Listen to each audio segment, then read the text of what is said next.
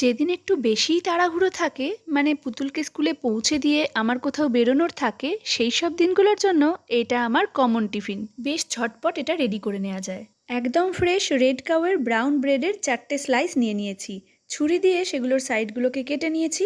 এবার একটা রুটি সেঁকার জালের মধ্যে ব্রেডগুলোকে রেখে এপিট ওপিট ভালোভাবে সেঁকে নেব।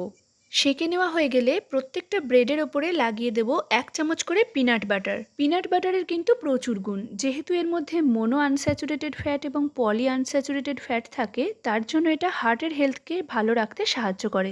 এছাড়াও ব্লাড সুগার কন্ট্রোল এবং ওয়েট ম্যানেজমেন্টের ক্ষেত্রেও কিন্তু পিনাট বাটারের ভূমিকা প্রচুর।